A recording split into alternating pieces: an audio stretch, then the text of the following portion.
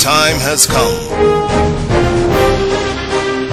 All nations, all the means of communications, the Church of Jesus Christ, gather to hear the ruler of the Gentiles, the one who died, was resurrected, and returned to life.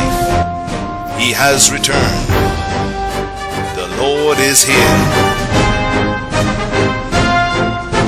José Luis de Jesús Miranda, the man Christ Jesus.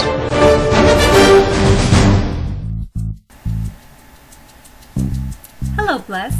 Today's topic is the godly fear. And now, the man Christ Jesus. Here I am with you once again, blessed, beloved of mine, that grow every day more and more in this precious grace. Today's topic, the godly fear towards God. The godly fear. Let's begin in Hebrews chapter 5 in verse 5 through 10. It says, so also Christ did not glorify himself to become high priest, but it was he who said to him, "You are my son, today I have begotten you."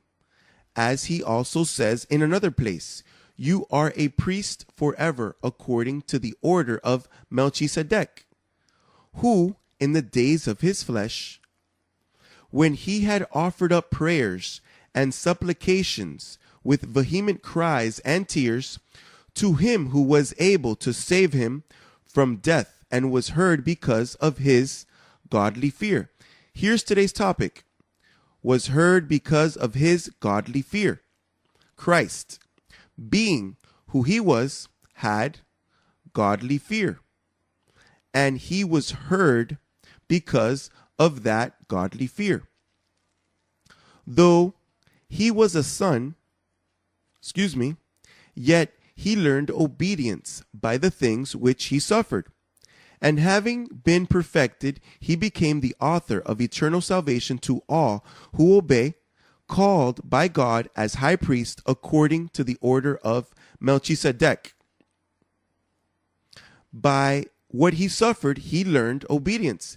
Sometimes the suffering is our best ally to learn to be obedient. If you do not suffer, there isn't a good obedience.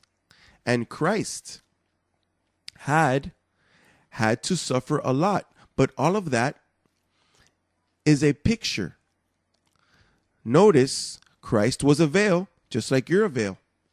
Christ was the veil of God, and you are a veil of God. The only thing that your function is different. You are a God. You are a just spirit made perfect with a body, but you too will be demanded obedience. You too will be demanded that through the suffering you learn obedience. You too, when you suffer, the test of our faith produces patience, and patience, faith. So then, we will not be freed of that suffering. One time the Lord said, the disciple is not greater than his master, giving you the understanding that if the master suffered and it went well for him, that means that suffering in our lives helps us to learn obedience.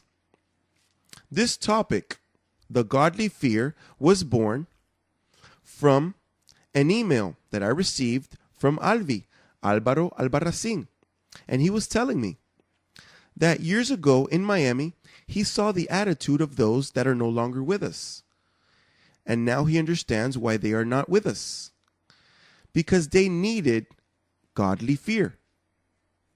He saw, always at the beginning, they started well. But then when they entered into confidence, they would abuse, be it with the dealing with me or with the finances, or their faithfulness of their work. They would come whenever they wanted to the offices, or they would take it easy. They lived in a lazy manner, like saying, I'm already here, I'm a blessed, I'm from the apostleship. So then they lose that godly fear and not letting themselves see the godly fear in front of those angels. So then each of us shall give account of himself to God. Each one of us will give an account of himself. Look, here no one does what they want. What you sow, you will reap. I have not been able to do whatever I want. I have suffered. I was speaking with a collaborator in this week. The things that I have gone through to get to where I am. The suffering. The changes in my life. I remember that to reach you, I used to take 42, 44 trips a year just to reach you, when there was finances and when there wasn't. And I used to look for those sheep in the mountains, in the hills. Today I found you where you are far away in Spain, Canada, France, Germany, Brazil, in the confines where I went to reach you. I looked for you. Hey. And I suffered. And I suffered, and I have learned obedience. I have been dull of hearing, but I have reached the goal of correcting the deficiency and to get the lame in the path, to prepare us all for this great countdown.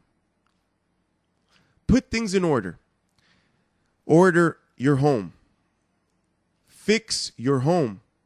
Start to put things in an order that the angel will be pleased with you. Remember that the angels are paying attention and they give you audience and they look after your prosperity, your health.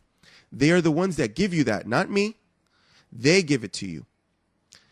You serve your angel. You don't depend. You depend from what I say. But your angel guides you. I do not make decisions for you. I don't tell you to go here or go there.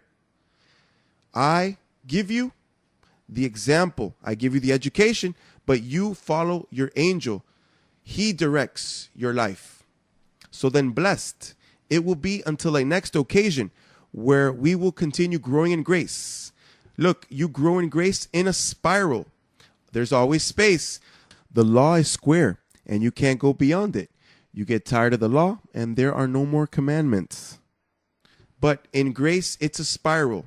There will always be space for us to grow, blessed with all blessing. It will be until a next occasion. Until next time.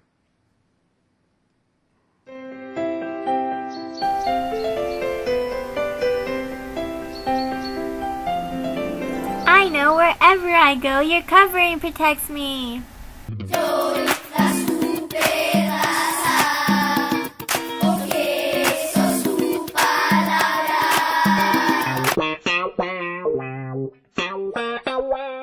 Wow.